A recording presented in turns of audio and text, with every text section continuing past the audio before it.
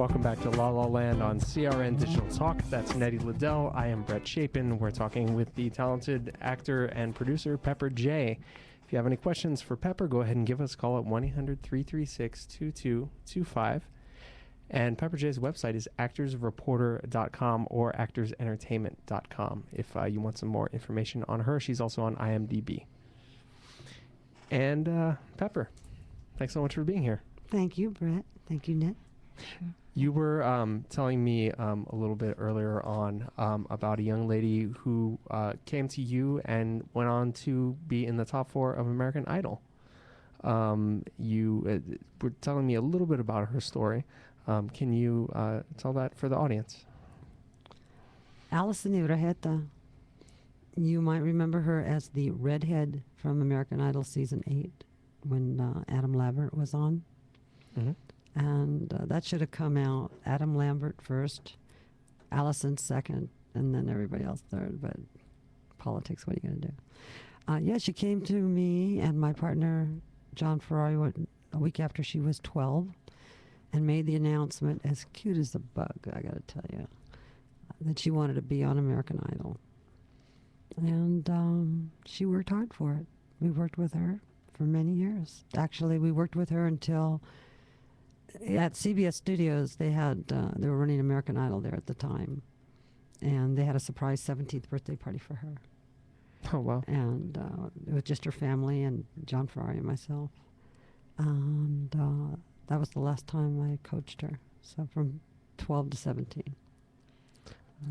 Dreams really do come true, huh? Well, if you work hard, you get lucky. But, she has a tremendous personality.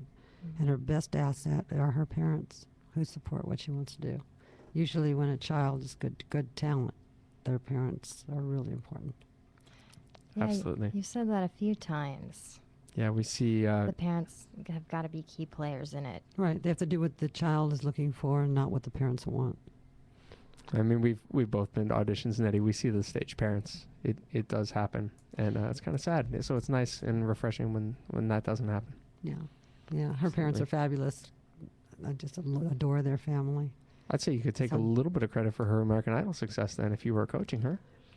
Well, fortunately, we've had a lot of good successes over the years. And we have enjoyed the talent that we've brought into the entertainment industry. It's, if we don't think we can take them to where they want to go, we don't take them on as clients. Sure.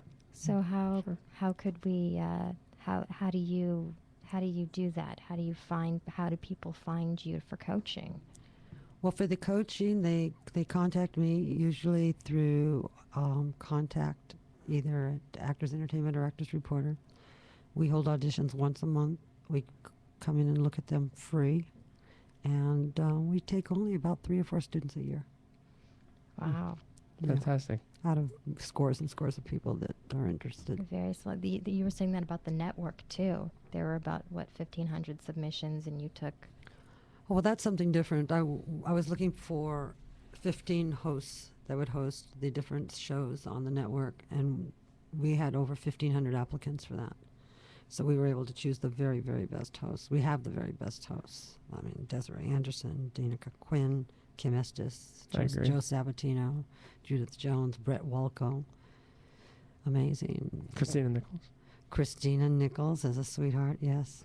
We're all sweetheart. You actually have a question from one of our listeners right now. This is, I don't know what his name is. His name is Norman.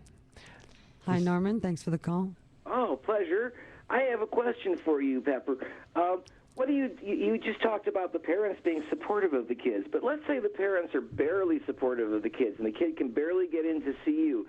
What do you do to try to encourage the parents to be more supportive of their children if they want to get into show business? Well, and I'll hang up and listen to the answer. Thanks, Norman. Thanks for calling, Norman. Thank you. Thank you. Well, that's a really difficult question to answer. I don't know what I would do in those circumstances. I think I would probably... I'm not the only answer to where the kid wants to go. I would probably direct them to what they could do and not worry about what they can't do. If you have parents that either can't or won't be supportive, then the child has to take responsibility. Like I said, get involved in the school plays. Start recording yourself at home. Start pretending that you're different people on TV. You know, get a hold of some scripts and practice them. Have fun with backyard plays. Join the local parks or your church or your temple and see what kind of productions that they're in. If somebody has a desire, they certainly can find a way to do it. Yeah. It's hard to put out a fire, inside of you. They'll see if it makes you happy eventually. I think that's the answer. Right. Parents do the best they can. The best they can. And we do not have training books on how to be a good parent. Sure. So sometimes just they're busy putting a roof over your head and food on your table when you think they're not interested. They really are. They're just taking care of you.